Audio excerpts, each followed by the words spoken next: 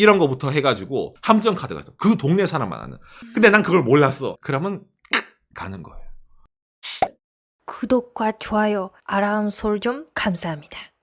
한 주간의 일본의 핫 이슈를 전달하는 박간의 방송이 한 주간의 핫 이슈입니다. 뉴스 내용과 더불어서 이제 그 반환 이제 일본 사회 그 뒷면을 몇 개 알려드리려고 제가 이걸 들고 왔습니다. 예. 이걸 보면서 얘기를 하도록 합시다. 예.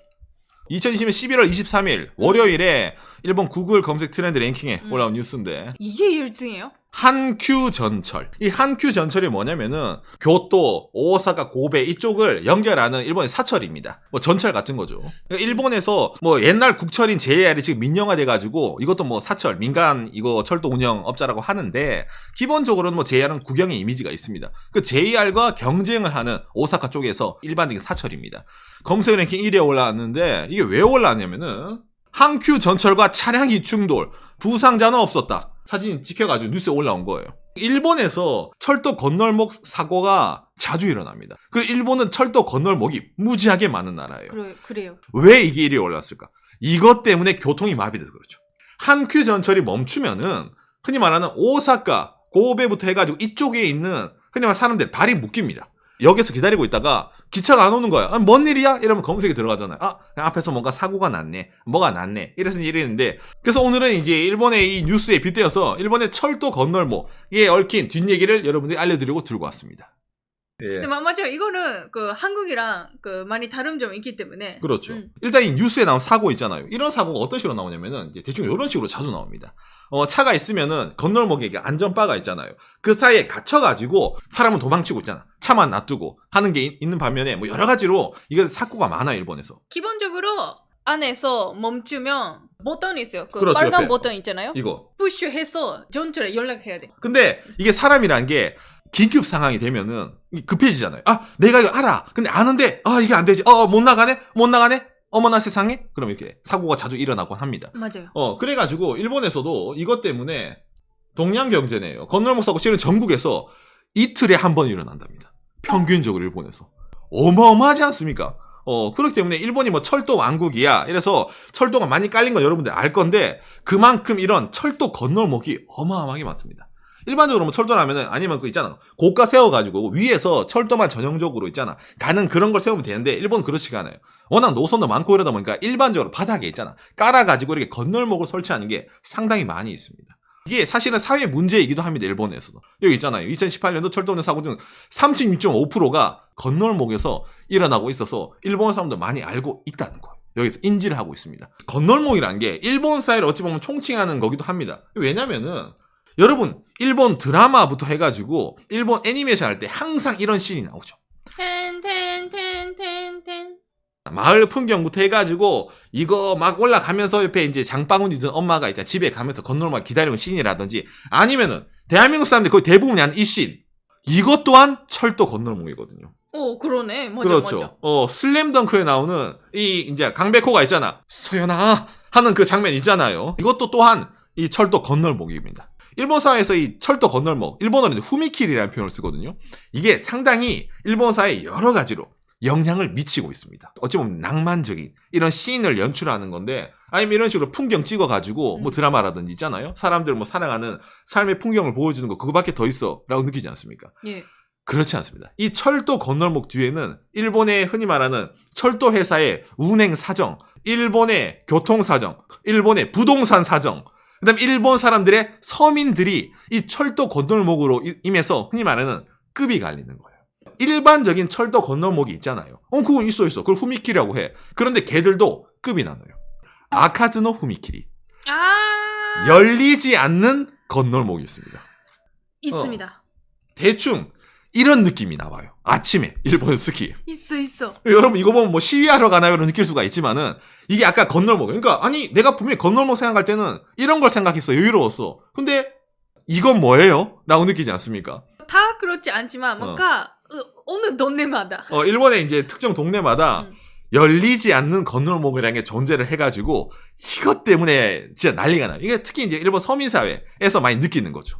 이게 여기 가까이 있으면 하나 전철 지나갔다. 아직까지 안 돼. 또 하나 갔다. 안 되죠. 그렇죠. 그러니까 이게 일본에서도 자 한국어로 번역. 저널리스트가 철도 기자 저널리스트가 썼는데 오. 열리지 않는 건널목 왜 발생하는가? 이걸 해소할 방법이 없을까? 라고 해서 막 해놓은 거예요. 이게 어떤 데는 예를 들어 차단기가 내려 10분 정도 추가 연장되는 건널목도 꽤 많이 있답니다. 있어. 10분 안 열리는 거예요, 여러분. 그러니까 아침 시간에 예를 들어서 내가 학교를 가건 뭐라든 기차를 타고 회사를 가건 가야 돼. 근데 이게 10분이 안 열려.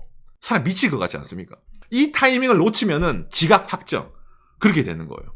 각 지역마다 이 동네에서는 이 건널목이 아침마다 안 열려요. 그런 건널목이 생겨요. 그러니까 그걸 생각해서 어. 아침 출근할 때, 집 나갈 때 시간을 정해요. 정해야 됩니다. 그러니까 예를 들어서 분명히 회사까지는 내가 시간이 많아.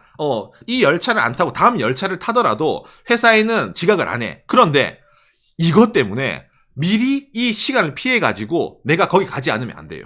그러니까 여기에는 여러 가지 비밀인데 일단 첫 번째, 왜 건널목이 열리지 않을까? 거기에 대해서 제가 설명해 드릴게요. 자, 일본 철도에는 기본적으로 좀 이제 세분화가 되어 있습니다. 이 노선은 한 노선이잖아. 아니, 한 노선이면은 그 전역에서 이 건널목 지나가지고 다음 역 도착하면은 그 사이에 그지 기차 안 다니는데 열면 되잖아. 그런데 일본이라는 나라가 나름 철도 왕국이라는 타이틀을 갖고 있다 보니까 안에서 철도 노선이 세분화가 되어 있어요. 자, 무슨 말이냐면은 제가 대충 이 그림으로 여러분들께 설명을 드릴게요. 자, 이 밑에는 회색이 있잖아요. 이 회색은 카크에키라 해가지고 그러니까 보통 열차예요. 역마다 정차를 하는 일반적인 기차입니다. 그리고 위에 있는 파란색은 쾌속입니다. 얘는 역마다 정차한 데도 있고 그 다음에 사람이 없는 역 같은 경우는 두세 개 정도 뛰어서 정차하는 좀 빠른 쾌속 열차예요. 그런데 이 빨간색은 급행 열차입니다. 쾌속보다 좀 더 빠르고 좀 더 쾌속보다 많은 역을 뛰어서 정차를 합니다.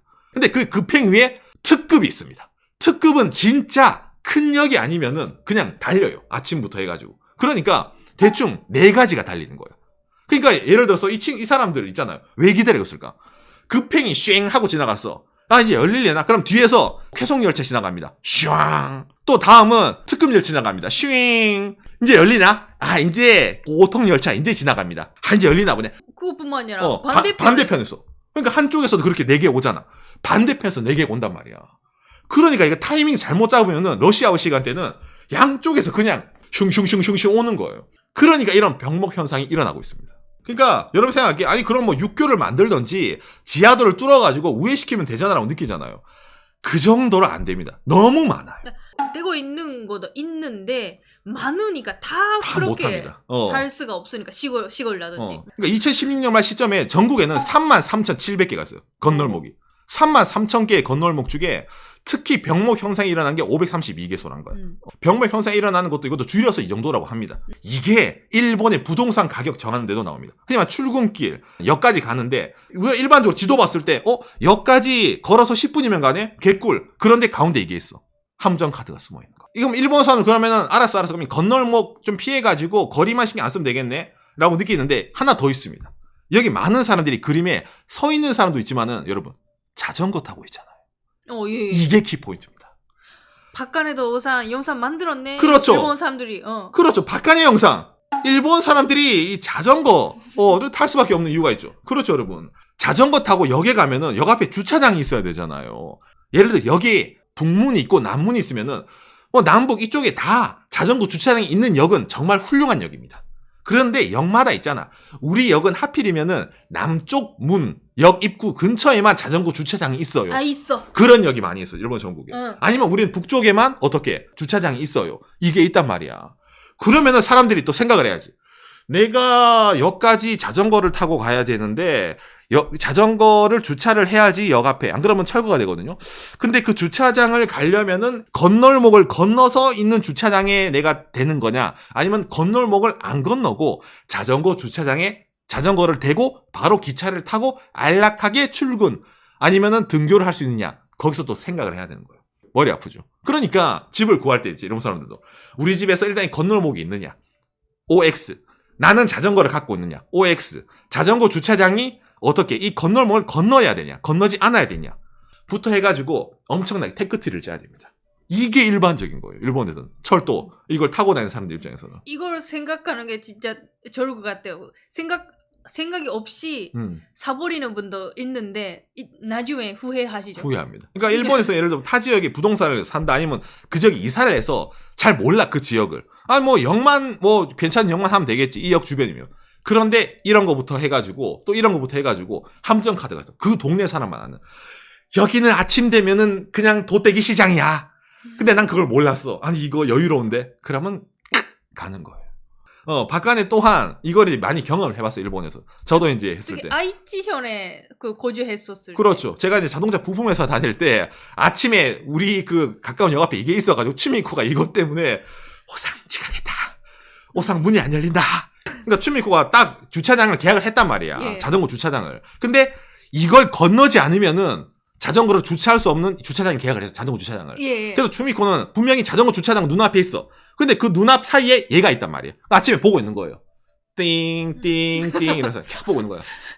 내 학원 가야 되는데. 답이 없다. 이거 하나로서 부동산 가격, 역 주변부터 해가지고 본인의 생활 패턴이 정해지는 거예요. 어떤 식으로 아침에 이동을 해야지 내가 제 시간에 맞춰서 목적지에 갈 수 있을까.